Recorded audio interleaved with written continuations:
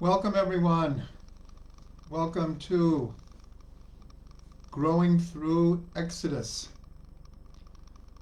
Some of you might have followed the series that we did Growing Through Genesis.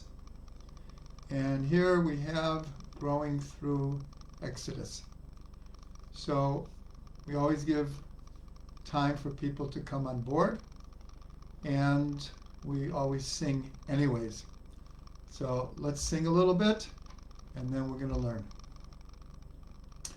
Ding die, ding die, ding die, dee die die, ding die, ding die, die die die die. Ding die, ding die, ding die, I die die. Ding die, ding die, die die die die. I die die, I die die. I die dee die dee die die. He dee die die die, I die die. I die dee die dee die die. I am a dum bum bum da ding die, da ding die, I die die, da ding die, da ding die, I die dee die. Da ding die, da ding die, da ding die, by. Da ding die, da ding die, I die die, I die die, I die dee die dee die die. Dee die die die, I die die, I die dee die dee die die. I am a ding die, ding die, ding die, oh I ding die, ding die, I ding die, ding die, ding die, oh ding die, ding die, I die die, I die die, I die dee die dee die die. Dee die die die, I die die, I die dee die dee die die.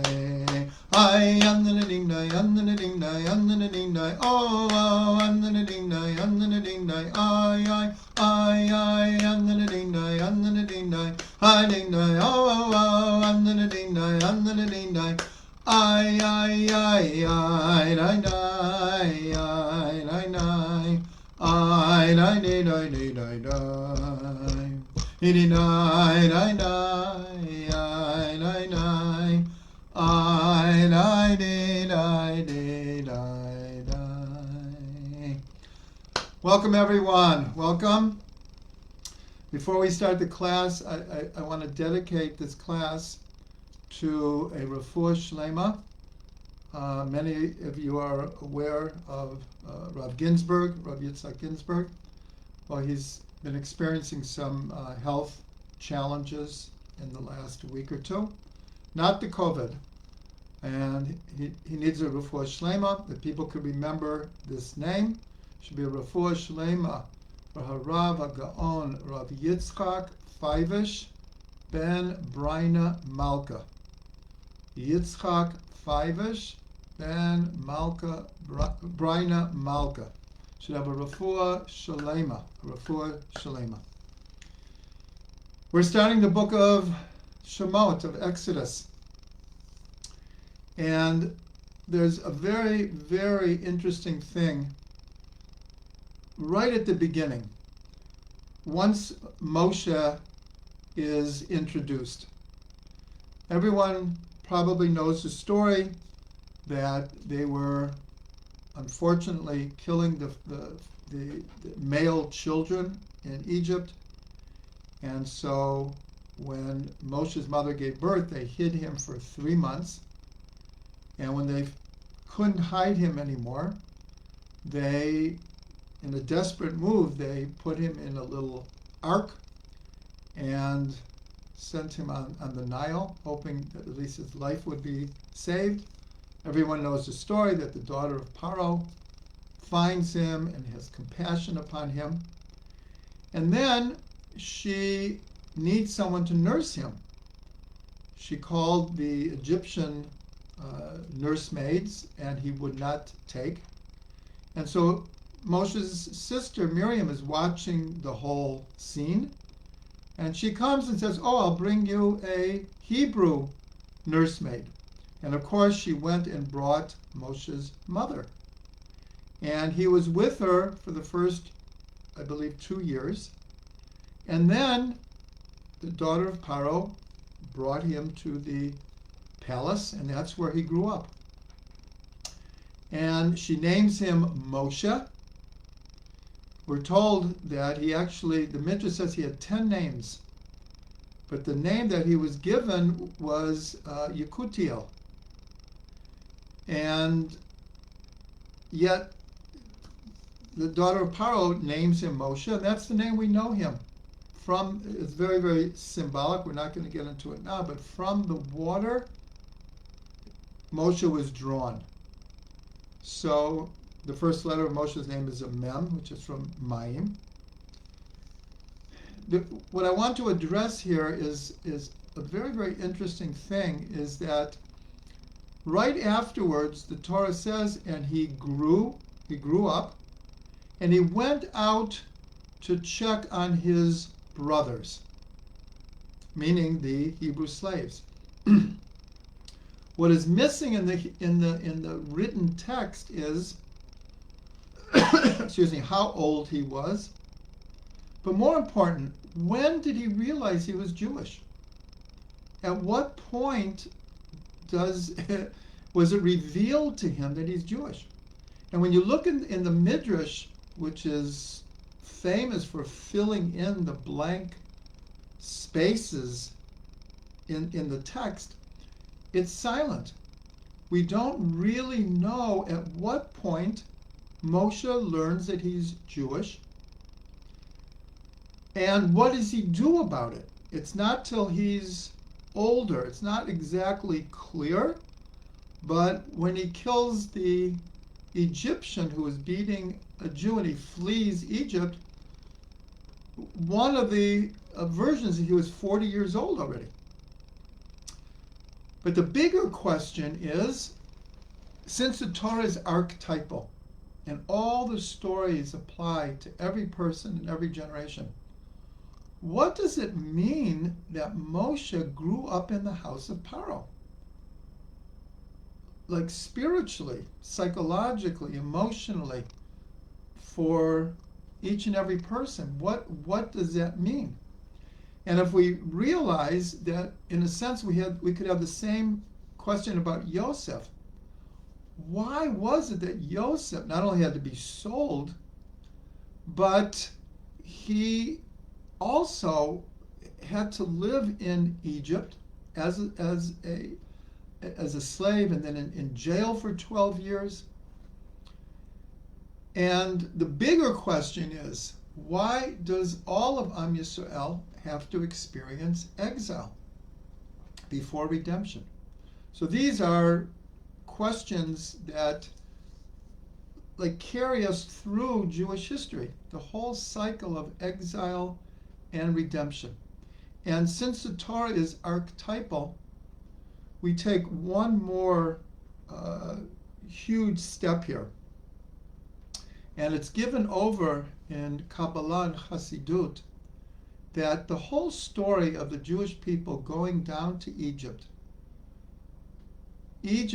as many people know, the actual word comes from Meitzar, a narrow place, a confined place.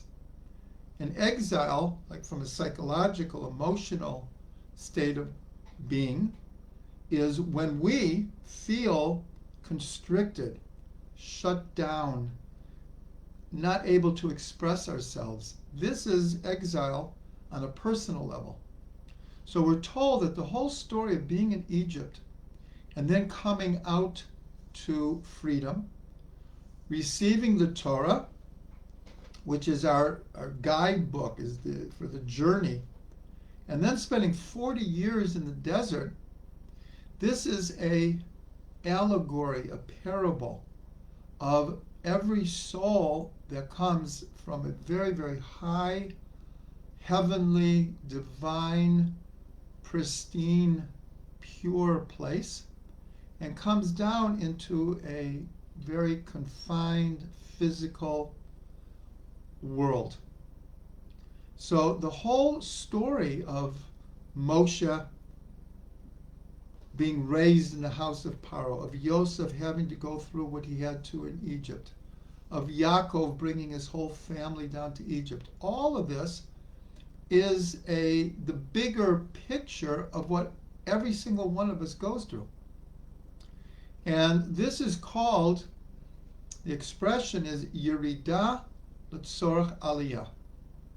Everyone asks the question, if the soul is in such a high place, what does it gain by coming down to this world? What is God's plan that we should come down to this world? And so a very, very basic Jewish belief is there is something very special, unique about the physical world that we gain more than had we not come into the world. Now, obviously, the world is full of obstacles, tests, trials, so many problems on every single level. But it's very, very important to remember that when we say the word l'chaim, it's the Jewish attitude to knowing there's something very special about this world. There's some kind of growth that we can do in this world that we couldn't do had we not come down. So this is very important to understand. But we want to still address this idea of Moshe being in the house of Paro, Yosef working for Paro, being in the house of Potiphar, as symbolic of something much greater. And as we said, when we kind of broadened the focus, this is the whole cycle of exile and redemption that has followed the Jewish people throughout its whole history. We have gone through cycle after cycle of exile and redemption. On the bigger picture, coming into Israel, building the temple is destroyed, we go to exile, we come back, we build the temple, it's destroyed again, we go into exile. But in individual communities, there is a constant, because of all the inquisitions and pogroms and expulsions and crusades, that communities have thrived and then been destroyed and have to start all over again. So this is all encompassed in the story that we're beginning in the book of Shemot. Now we're told about Moshe, Hu ha-goel harishon, Hu ha-goel acharon. He is the first Redeemer, and he is the last Redeemer. What does this mean? It means that the soul of Moshe will be present, will reincarnate in the soul of Mashiach. There'll also be the soul of David, but the soul of Moshe, he's the first Redeemer and he's the last Redeemer. So what can we learn about this? That what Moshe has to go through to find his identity, to identify with the Jewish people, to have Mesirat Nefesh for the Jewish people. And he himself has to flee from Pharaoh and live in Midian for, again, depending on which tradition, but around 40 years. So we have, and many people are familiar with this, when we look at the antecedents of Mashiach, we have one strange story after another. And since we have very, very limited time, but the whole story, we're told that from the intimacy of Lot and his daughters comes Ruth, and from Ruth comes Mashiach. And we're told that when Tamar, in a sense, seduces her father-in-law, Yehuda, from them comes the male side of David and the future Mashiach. And then the whole story of how Boaz and Ruth get together is also not your ordinary love story. And David himself, his whole birth is shrouded in controversy. And this is the Mashiach. This is the seed of Mashiach. So what do we learn from this? And then, of course, we have what's called Mashiach ben Yosef and Mashiach ben David. And look what Yosef went through. So all of these are, they all happened in real time. But on a deeper level, the archetypal level, we see that this goes back to the first day of creation. That in the third verse of the Torah, light is created. V'yomer Elokim yihi or, v'yihi or. God said, "Let there be light," and there was light. But we see in the preceding verse, there's already darkness. And the first day ends, Vayhi Erev, Vayhi Boker, Yom Echad. There was evening and there was morning, one day. And this is actually the source why we begin our day when it becomes dark.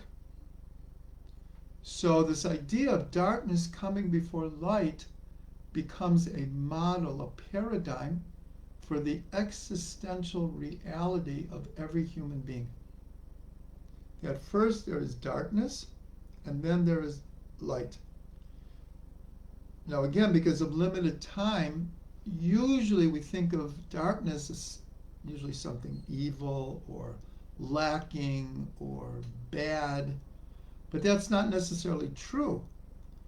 It is like the womb.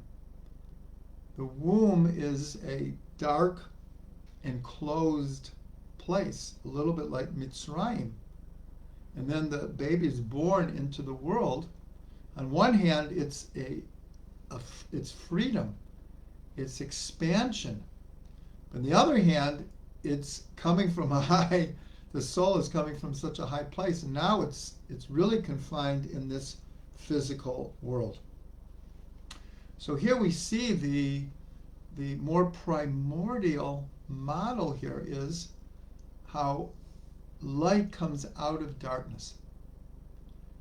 Everything in the Torah, especially the 7 days of creation, affect everything that we do. Every point of space, every moment of time is already encapsulated in the 7 days of creation. But we can go even further back, and this is the idea of Shvirat HaKelim, of the breaking of the vessels, where the initial lights of creation were too great for the initial limited, immature vessels that could not hold this great light, and they shattered. And that's called Olam HaTohu, the world of confusion because of the shattering of the vessels. And this world is called Olam HaTikun, a world of rectification.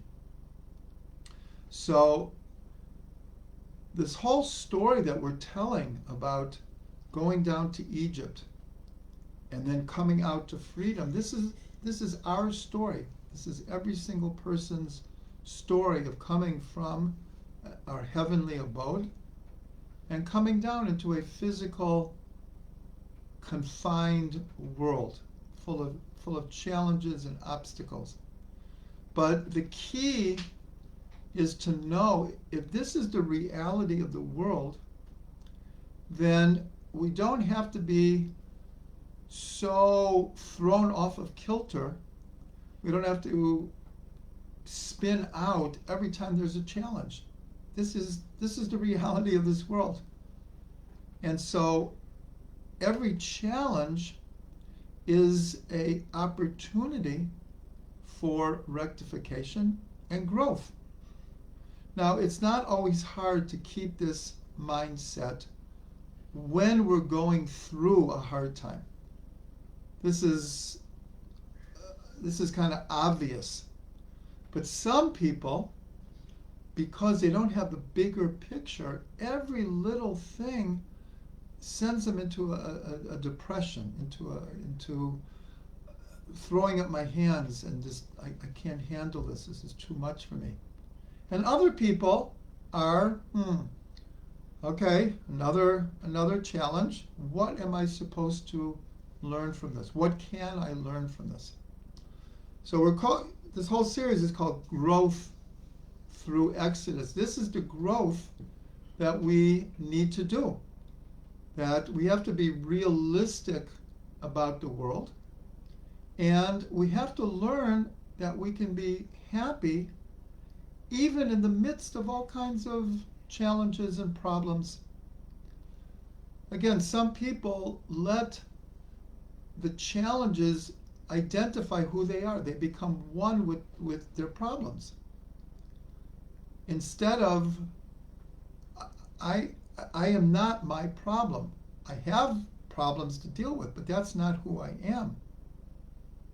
Or we could say it this way: am I a body that happens to have a soul? Or am I a soul that has a body? What do I identify with? My soul or my physical body? So we are souls. We are divine souls. And yes, we have challenges. Yerida l'tzorach aliyah. And that's, even though it sounds almost trite, but the idea of saying l'chaim is really important. To always remember, life is good. Life has promise. Life has hope. And we should always be connected to that, even in the hard times. Because if we are, then we get through the hard times. It's when we throw up our hands and can't deal with the pressures of the day, that's when everything really starts falling apart. So this whole thing of what Mashiach has to go through, so this is alluded to in how we're introduced to Moshe.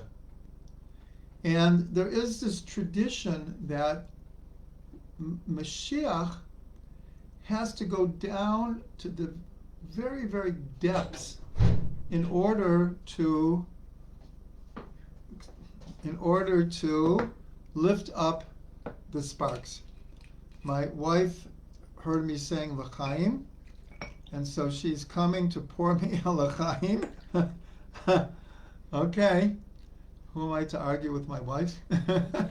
So we're going to say l'chaim because we want to be attached to life, to the good, to the optimism.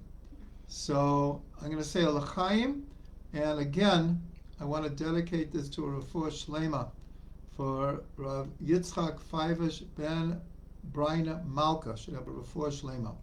Baruch atah Adonai Eloheinu melech haolam, shehakol niyeh bidvaro. Amen. Of course, I heard everyone out there saying, l'chaim, l'chaim, l'chaim.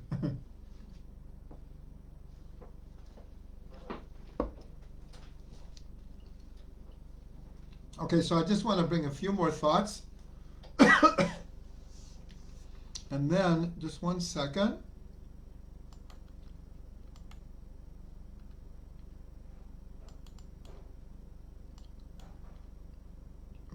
Let's see.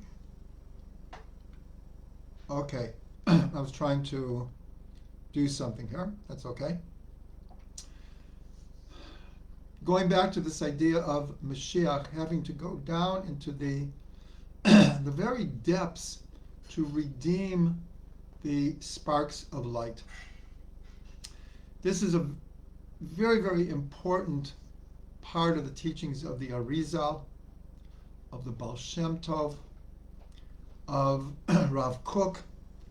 All of this is this idea that because of Shvirat HaKelim, all of reality has sparks of light that need to be redeemed. Again, my wife is getting involved here and reminding me that tonight is also the yurtzeit of the Rambam.